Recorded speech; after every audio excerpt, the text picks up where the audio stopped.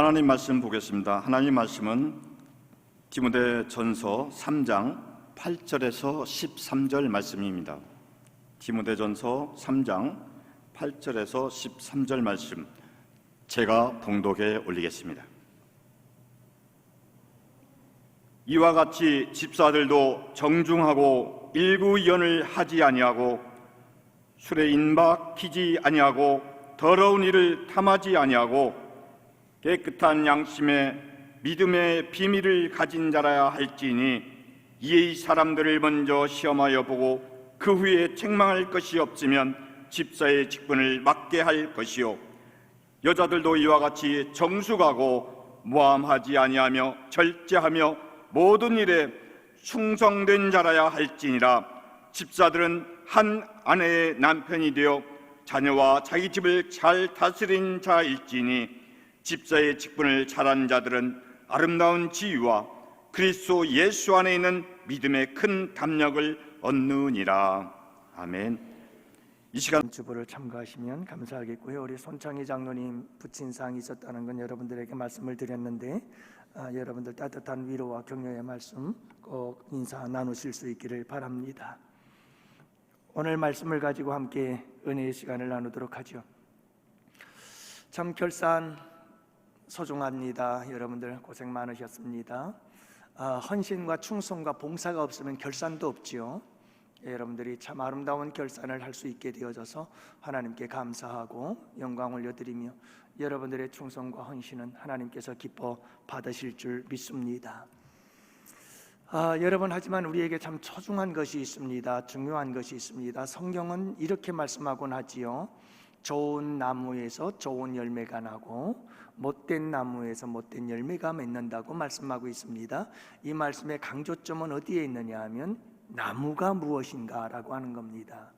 나무, 내가 좋은 나무인가 못된 나무인가가 중요하다. 왜냐하면 좋은 나무가 되면 자연히 좋은 열매가 맺히고 좋은 결과가 나오는데, 못된 나무가 되면 못된 열매가 맺힐 수밖에 없는 거다 라고 하는 말씀이 있죠. 그래서 이 말씀이 강조하는 바는 내가 어떤 존재인가 라고 하는 것이 중요하다라는 것을 강조해주고 있는 말씀이에요. 그 여러분, 우리에게 이런 결산도 참 소중합니다. 아름다운 열매입니다. 땀의 열매고 헌신의 열매고 충성의 열매죠. 섬김의 열매들이에요. 그러나 오늘은 또 여러분들과 함께 이 결산의 주일을 맞이하면서 우리가 함께 더 소중한 것이 뭔가 하면 나는 어떤 나무인가, 나는 어떤 존재인가 라고 하는 것을 함께 살펴보는 것이 소중하다고 생각을 합니다. 그래서 이 말씀을 가지고 계속해서 우리가 이어져 가는데요, 이 목회서신 속에서 디모데전서 오늘의 말씀을 강조하는 바는 집사님의 자격이거든요. 난 어떤 집사인가, 난 어떤 나무인가 라고 하는 것에 대해서 우리가 함께 살펴보는 것이 소중해요. 여러분, 그냥 성경적 원리들은 항상 그래요. 나는 어떤 존재인가, 난 좋은 나무만 되면 돼요. 좋은 나무만 되면 그냥 좋은 나무는 좋은 열매와 좋은 결과들이 맺혀질 수밖에 없게 되어 있어요. 그런데 여러분, 우리에게 힘써야 될 것이 뭐냐 하면, 그렇기 때문에 내가 어떤 존재가 되어야 하는가 라고 하는 부분에 대해서 좀 더 관심을 가지고 하나님 앞에 기도하며 나아가는 자세도 필요하다는 것을 알 수가 있지요. 그런 의미에서 우리가 오늘 이 말씀을 통해서 집사, 여기서 말하는 집사는 안수 집사님입니다. 성경엔 소리 집사님은 없습니다. 그리고 다음 주에는 오늘 읽은 본문 내용 중에서 여자들에 대해서 이야기를 하는데, 그 말씀을 많은 분들은 권사님에 대한 이야기다라고 이야기를 하기 때문에, 여러분, 사실은 권사라고 하는 직분은 교회 성경에 보면 없습니다만은, 그러나 여기서 말씀하고 있는 여자들은 이렇게 해야 한다 하는 말씀을 볼 때 이분들이 권사에 대한 직분에 걸맞는 자격이 아니겠는가라고 말씀하시는 분들이 계십니다. 그런 차원에서 다음 주에는 또 한번 우리 함께 은혜를 나누는 시간들을 가지려고 합니다. 요즘 신학계에서 굉장히 화제가 되어지고 논쟁이 되어지고 있는 것 중에 하나가 뭐냐 하면 이 개 문제입니다. 반려견의 문제거든요. 그래서 교회 데이터 연구원에서 이렇게 연구를 해보고 데이터 조사를 해봤는데 목회자 760명을 대상으로 해서 과연 교회에 이 개를 잘 관리해 줌으로 인해서 성도들이 예배에 드리는데 불편함을 도와주고 해소해 줘야 되는가라고 하는 질문에 대해서 3분의 2가 반대를 하고 3분의 1 정도가 찬성을 했다고 하는 그런 데이터 발표가 있었어요. 여러분, 아직도 목회자들 가운데에서는 시기상조다라고 하는 분위기이긴 합니다만은 몇몇 교회들에게서는 이미 앞장서서 일을 하고 있어요. 어떤 교회에서는 가정의 달이죠. 가정의 달 5월이 되어져서 전 가족들이 함께 예배를 드릴 때에는 개를 데리고 오면 개를 관리를 해줘요. 가족들이 다 오니까 개를 놓고 올 수가 없다는 분들이 많더라는 거예요. 그 중에서도 안산 동산교회죠. 꿈의 교회인가요? 그 교회에서는 경기도 안산에 있는 꿈의 교회예요. 김학중 목사님의 교회인데 은퇴는 하셨죠. 이 교회에서는 어떤 일을 하냐면 10시 교회와 10시 예배와 12시 예배가 있는데, 여러분, 이 10시 예배와 12시 예배 때에 개를 데리고 오면, 반려견을 데리고 오면 그 반려견을 함께 놀아줘요. 그러면서 그 반려견을 돌봐주는 거예요. 여러분, 요즘은 반려견 카페가 있고 반려견들 놀이터가 있고 막 그렇잖아요. 그런 식으로 교회에 한 공간을 만들어서 반려견을 데리고 오면 그 반려견을 예배가 끝날 때까지 관리를 해주고 그 반려견들을 함께 돌보아주는 사람들이 있는 거예요. 여러분들 가운데서도 찬반이 있을 거예요. 뭐 그렇게까지 해야 되나 하는 생각을 하게 될는지 모르겠어요. 하지만 저희 시찰회 전에 시찰장 작년에 하셨던 우리 목사님 한 분이 그런 얘기를 하더라고요. 목사님들 함께 시찰 모여서 얘기를 나누다가 어떤 분이 주일날 예배를 드리러 나왔는데 개를 안고 나와가지고 유아실에 들어가서 예배를 드리더래요. 그래서 난리가 난 거죠. 아니, 여러분들, 그 유아들이 있는 그 유아실에 그분도 난처 있던 거죠. 개는 데리고 왔는데 이 반려견을 데리고 가서 예배 드릴 곳이 없잖아요. 그렇다고 본당에서 예배 드릴 수는 없고, 그러니까 그냥 들어간 곳이 유아실이었어요. 그러니까 아기를 가지고 왔던 젊은 엄마 아빠들이 난리가 난 거예요. 어떻게 유아실에 개를 갖고 오느냐. 그래서 예배가 끝나고 나서 하도 항의가 있어서 목사님께서 교회는 개를 데리고 오는 것이 아닙니다 하고 정중하게 인사를 드렸는데 그 다음 주부터 안 보이더래요. 이게 현실이에요. 여러분들 그거 아세요? 예수님을 믿지 않고, 이건 미국의 통계입니다만은 교회에 나오지 않는 사람보다 교회 다니는 사람들이 훨씬 반려견이 많다는 거 아세요? 이런 문제들이 세상이 너무나 많이 바뀌고 있고요. 급속하게 바뀌고 있고요. 이런 부분에 대해서 어떻게 대처해야 될 것인가? 여러분, 우리가 고민해야 됩니다.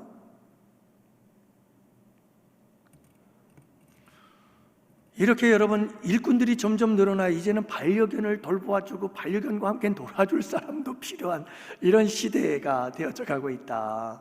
그거예요. 그렇다면 여러분, 교회에 얼마나 많은 일꾼들이 필요하겠느냐 이거예요. 우리 집사님들도 많이 필요하고요, 권사님들도 많이 필요하고요. 점점 교회가 할 일은 많은데 일꾼들은 줄어들고 있는 상황이잖아요. 참 이런 문제들이 참 우리 앞으로의 우리의 고민이고 우리가 해결해 나가야 할 문제들인 거예요. 여러분, 우리가 이렇게 집사로서 어떤 일들을 감당해야 되는지 성경적으로 말씀들을 통해서 함께 살펴보면서 은혜를 나누도록 해요. 먼저 이 집사라고 하는 것은 디아코노스라고 하는 거예요. 디아코노스라고 하는 집사라고 하는 이 헬라어 단어가, 그런데 어떤 의미가 있느냐 하면 식탁에서 시중 드는 사람이라는 뜻이에요. 그러니까 식탁에서 시중을 들면서 서빙을 하고 이렇게 반찬을 갖다 주고 그러는 사람이지요. 성경에서 보면 이 용어는 봉사하는 자, 이렇게 보다 포괄적인 의미에서 사용을 하곤 합니다. 봉사자라고 사용을 하는데, 로마서 16장 1절이나 골로새서 1장 7절과 같은 것에서 보면 교회의 일꾼이라고 부르기도 하고요, 또 그리스도의 일꾼이라고 부르기도 해요. 그래서 일꾼이라는 말을 쓰기도 하지요. 고린도전서 3장 5절에 보면 사역자라고도 말해요. 사역자. 그래서 내년도 2024년도 우리 교회에 표가 있어요. 그 표가 뭐냐? 2023년도 표는 전도에 도전하자 하고 전도에 초점을 맞춰서 달려왔잖아요. 내년도 우리가 집중해야 될 것은 뭐냐 하면 사람을 세우는 교회. 근데 그 사람이라는 걸 조금 바꿔서 사역자를 세우는 교회라고 하는 표를 가지고 내년에는 사람을 세우고 사역자를 세우는 교회예요. 그래서 내년에는 임직식이 있잖아요. 그래서 일꾼들을 자꾸 세우는 것이고, 또 여러분 이제 새가족부와 그리고 큐티 훈련반과 더불어서 또 하나의 성경 공부 단계를 하나하나 만들어 가면서 여러분 자꾸만 우리가 사람을 세우는, 사역자를 세워가는 그런 교회로 우리가 만들어가는 것이 소중하겠다 생각이 들어요. 그래서 사역자라고 하는 말이 바로 고린도전서 3장 5절에 나오고 있어요. 여러분 이 집사제도는 어디서부터 시작이 되어졌느냐 하면 사도행전에 보면 초대교회 예루살렘 교회에서부터 시작되었다는 것을 알 수가 있습니다. 베드로가 복음을 전하자 3,000명, 5,000명이 막 회개하고 돌아오는데 사람들이 엄청나게 많은 거예요. 자, 이렇게 많은 사람들 가운데는 히브리파 사람들과 헬라파 사람들이 있었습니다. 그래서 여러분 디아스포라 유대인으로서 헬라의 그런 혈통과 문화와 언어를 가지고 있었던 사람들이 있었고, 본토에서 히브리적인 문화와 언어와 그리고 그 전통 속에서 살았던 히브리파 사람들이 있었는데 대부분이 히브리파 사람들이었고 헬라파 사람들은 거기에 비하면 소수였어요. 그런데 이 두 파에 과부들이 있었습니다. 이들은 구제의 대상이었습니다. 히브리파 사람들, 히브리파 과부들과 헬라파 과부들이 있어서 예루살렘 교회에서 그들에게 구제를 하고 있었는데, 여러분 이 소수가 되는 헬라파 사람들이 그 구제에서 제외가 되어진 겁니다. 그러자 이에 대해서 항의를 하기 시작했죠. 이의를 제기 시작했습니다. 왜 차별하십니까? 히브리파나 헬라파나 과부들에게는 우리가 같이 구제를 해야 되는 게 아닙니까? 라고 하는 이런 이의가 제기가 되어지자 이제 사도들이 모여서 회의를 하고 그리고 결론을 내렸습니다. 그래, 우리가 집사를 세우자. 그래서 7 집사를 세워서 이제 안수를 주고, 이제 너희들이 할 일은 무엇이냐? 이제 이 구제의 일과 더불어서 교회의 전반적인 일들은 다 집사들이 맡고, 사도들은 기도하는 일과 말씀 전하는 일에 전무하리라, 전념하리라, 이렇게 얘기가 되지 않았습니까? 자, 그래서 집사직이 세워지게 되었다는 것을 알 수가 있습니다. 여러분, 이렇게 집사님들은 교회의 전반적인 일들을 다 돌아보는 겁니다. 그래서 내년도 우리 일꾼들을 임명할 때 가능한 한 우리 안수 집사님들을 많이 자리자리에 세우려고 노력하고 있습니다. 여러분들, 우리 집사님들께서 우리 교회 구석구석에서 중요한 여러 가지 많은 일들을 잘 감당해야 되는 분들이 바로 집사님들, 안수 집사님들이라는 것을 알 수가 있습니다. 사실은 안수 집사님이라는 말보다는 우리 총회법에 의하면 시무 집사다, 그리고 서리 집사다, 이렇게 구분이 되게 되어 있어요. 그런데 안수를 받았다는 것을 대해서 강조를 하다 보니까 자꾸 안수 집사 하게 됩니다만은 사실 총회법에 의하면 시무 집사라고 부르는 것이 맞다고 합니다. 그러니까 그런 부분에 대해서 우리가 잘 알고 있는 것이 중요하고요. 이렇게 집사님들은 교회의 전반적인 일들을 잘 감당하시는 분들이죠. 여러분, 우리가 이렇게 잘 섬기라고 주신 자리들이거든요. 봉사의 자리고 못하는 사람들이에요. 서빙하는 자리예요. 그래서 우리 남자분들, 우리 안수 집사님들, 장로님들이 식당에 들어가서 열심히 설거지하는 모습들이 이게 참 그 서빙하고 이게 식탁을 여러분 도와주고 그러는 아름다운 모습들이에요. 이렇게 섬기는 자리들이지, 여러분 이 자리가 뭐 대단한 높은 자리라고 생각하지 마세요. 그냥 섬기는 자리예요. 저도 시험이 들 때가 있을까요? 없을까요? 제가 시험 들 때가 있어요. 언제 시험이 드느냐 하면 내가 목사인데 하고 교만한 생각이 있으면 여지없이 시험이 들어요.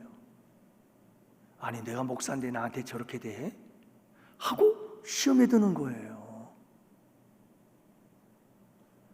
그러나 여러분, 내가 그래, 나는 우리 양원교회 성도들을 섬기는 사람이지, 나는 종이고 우리 성도님들은 하나님의 자녀들이야, 이런 생각을 가지면 아 그래, 내가 더 잘해야지, 그래 내가 좀 더 열심히 해야지, 이런 마음이 생기지 시험 들지 않아요.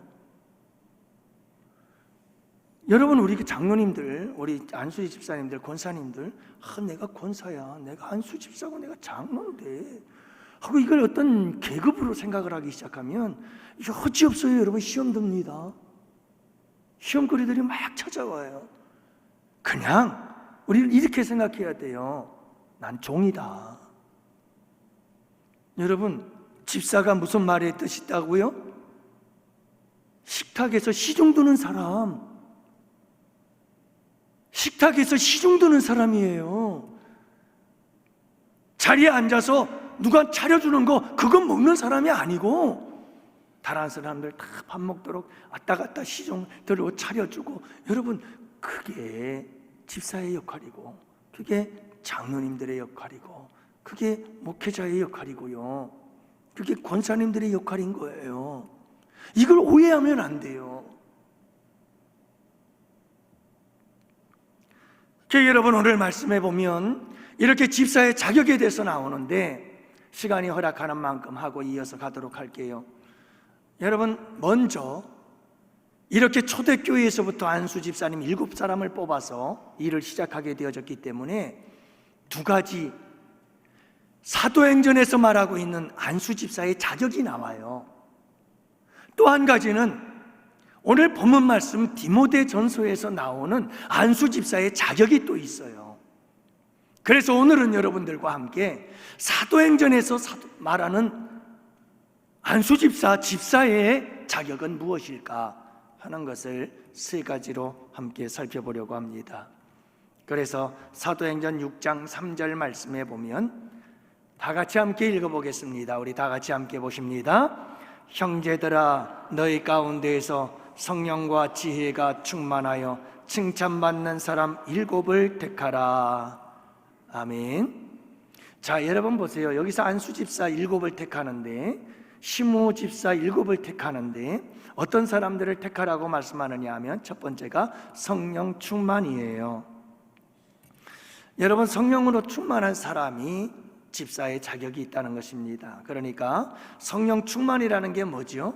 성령 충만이라는 것은 그 사람의 마음속에 성령으로 가득하다는 거예요. 그 사람의 삶 속에 성령이 충만하다는 거예요. 그 사람의 언어 속에 성령이 충만하다는 거예요.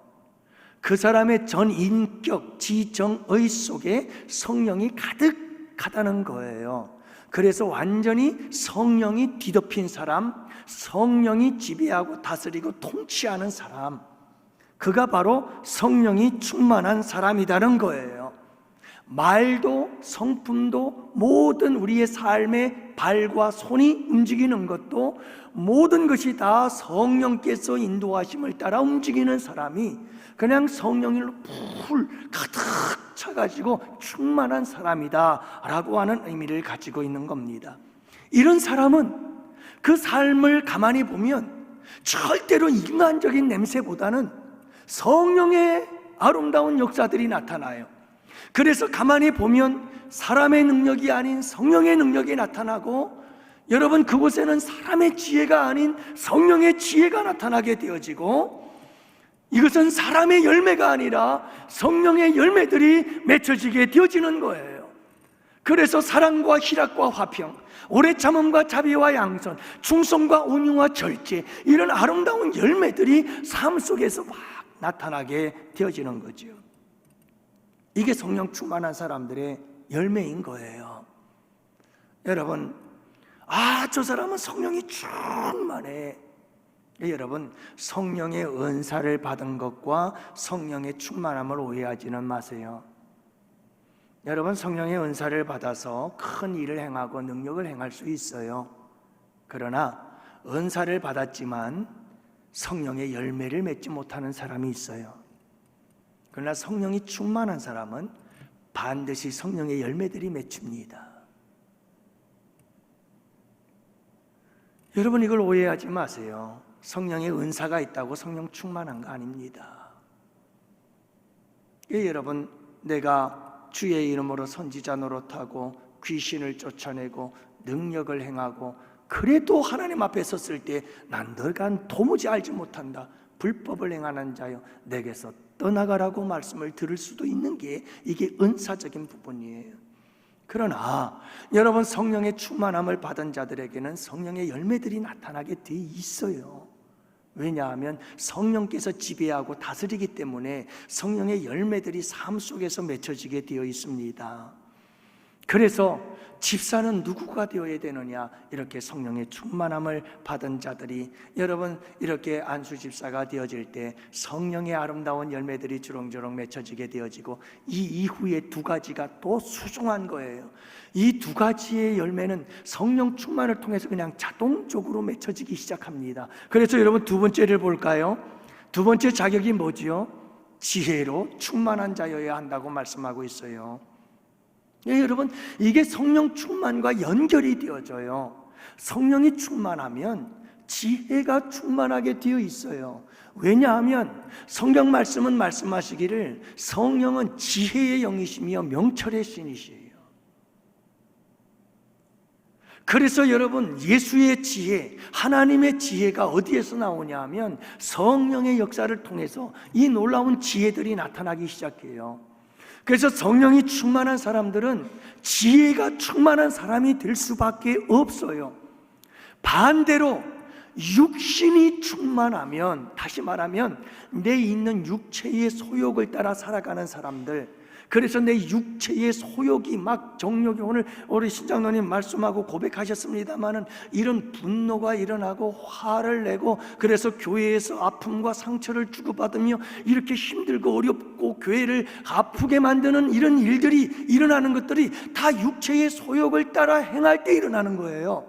그러니까 육체의 소욕을 따라가면, 성령의 충만함으로 성령의 소욕을 따라가면 성령의 놀라운 지혜가 나오는데, 육체의 소욕을 따라가면 육체의 어리석고 미련한 일들이 다 나타나게 돼 있어요.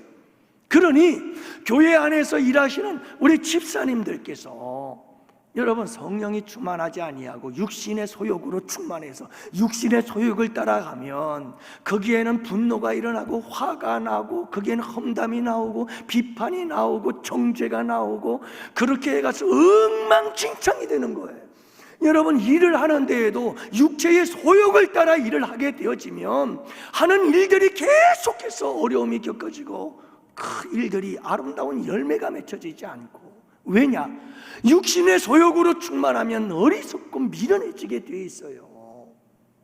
육신의 소욕을 따라가면 아무리 그게 똑똑한 것 같고 그게 너무너무 잘하는 것 같아도 결국은 여러분, 그것은 다 교회를 어렵게 만들고 힘들게 만들고 교회를 무너지게 만드는 일이 돼요. 육신의 소욕으로 일하기 때문에 육신이 충만한 거죠.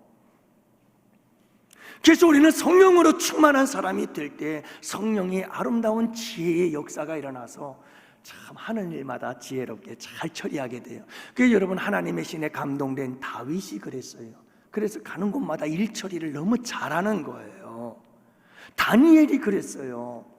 여러분, 성령이 충만했던 이 다니엘 같은 경우도 얼마나 가는 곳마다 일 처리를 잘하는지, 이방에서 포로로 끌려온 사람이었지만 국무총리들 가운데 국무총리가 되어져서 왕 다음에 그 높은 보좌를, 자리를 계속해서 지켜나갈 수 있었던 이유가 어디 있느냐? 모든 일들을 얼마나 지혜롭게 처처하고 잘 감당해 나가는지. 그래서 여러분, 안수 집사님들에게 중요한 것이 이런 거예요. 성령이 충만하여 지혜의 사람이 되고, 지혜가 충만해서 지혜롭게 일을 감당하면 일들이 아름답고 교회가 평안하여 든든히 서가는 역사가 일어나게 되는 줄을 믿으시기 바랍니다. 여러분, 얼마나 좋아요. 지혜롭게 되면 일들을 매끄럽게, 일들을 부드럽게, 질서를 따라서 사람도 살리고 교회도 살리고 살리는 일을 해요. 육체의 소욕을 따라가면요, 자꾸 부딪히고 충돌이 일어나고 상처와 아픔을 경험하게 되어지고 교회를 죽이고 사람을 죽이고, 이게 전부 다 육체의 충만이에요. 여러분, 생각해 보세요. 교회 일 해보신 분들은 아셔요. 헬라파, 히브리파 과부들을 도와주는 일, 이런 일들이 다 쉬운 일이 아니에요. 이렇게 하면 이렇다고 말이 있고 저렇게 하면 저렇다고 말이 있고요, 모든 사람을 다 만족시켜 줄 수가 없어요. 그러다 보면 이런 말 저런 말 참 많이 듣거든요. 이래서 교회 일을 할 때 가장 중요한 것 중에 하나가 뭐냐면 지혜예요. 지혜. 그 지혜는 성령의 충만함에서 오는 줄을 믿으시기 바랍니다. 이 마지막 세 번째도 똑같아요. 성령이 충만하면 지혜가 충만해지고, 지혜가 충만해지면 따라오는 자격 세 번째가 바로 뭐냐 하면 칭찬받는 사람이에요. 자, 여러분 보세요. 그냥 이건 자연스러운 거예요. 성령이 충만하면 지혜에 충만하게 되어져서 지혜로운 사람이 되어 지혜롭게 일을 하게 되고, 그러면 다른 사람들, 하나님 앞에 사람들 앞에 칭찬받는 사람이 되는 건 당연지사야. 네. 성령의 열매를 가지고 여러분, 아름다운 일들을, 사명들을 감당해요. 사랑과 희락과 화평과 오래 참음과 자비와 양선과 충성과 온유와 절제를 가지고 여러분, 사명을 잘 감당하고 안수집사로서의 직분을 감당하며 교회를 돌보는 일을 잘 감당하고 여러분, 성도들을 시중드는 일을 잘 감당해요. 그렇게 여러분 생각해 보세요. 지혜롭게 그렇게 잘하는데, 그러면 이건 칭찬은 따라오는 건 당연한 거예요. 그냥 칭찬이 따라오게 돼 있어요. 그래서 이건 세 가지인 것 같지만 사실은 한 가지예요. 가장 먼저 말씀하고 있는 것, 성령 충만이라는 거예요.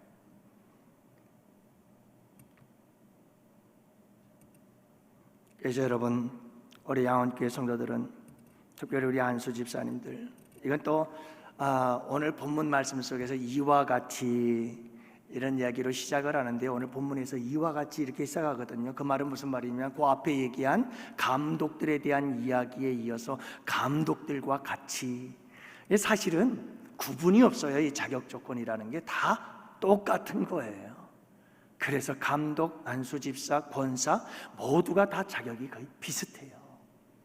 그렇기 때문에 여러분, 우리가 이 말씀을 생각하면서 우리 모두가 다 성령이 충만해서 지혜를 얻으면, 지혜가 충만해지면 여러분, 다른 사람들에게도 하나님에게도 칭찬받는 자로 살아갈 수 있게 되어지고, 가정에서도 칭찬받는 자가 되고 사회에서도 칭찬받는 사람이 될 수가 있음을 믿습니다.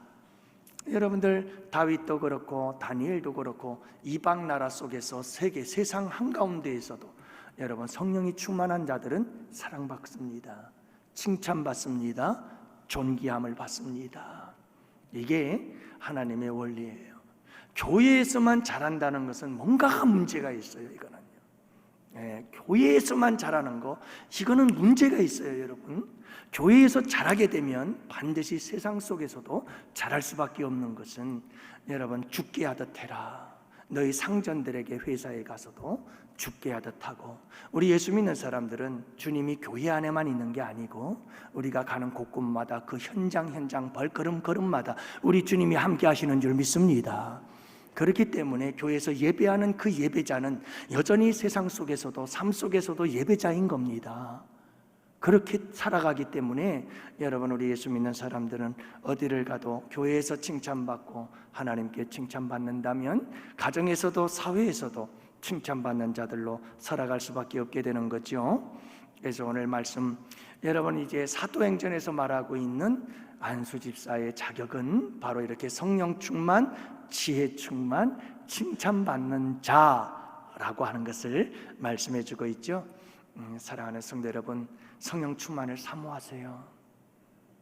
성령 충만, 그래서 A.W. 토조 목사님이 쓴 성령 충만에 대한 책을 보면 그분이 그런 얘기를 하지요. 서론에 그 얘기를 합니다. 어떤 얘기냐면 이런 얘기죠. 성령 충만을 사모하면서도 자기를 내어드릴 준비가 되어 있지 않은 사람들이 너무나 많다. 성령 충만할 수가 없다는 거예요. 나를 그분에게 내어드리고 그분의 인도에 나를 맡겨야 되거든요. 그런데 그게 싫은 거예요. 그러면서 성령 충만 달라는 거예요.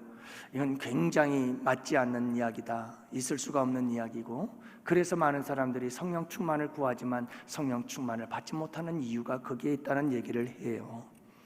성도 여러분, 내가 줄 성령님께 나를 내어드리는 만큼 그분은 충만할 수가 있습니다.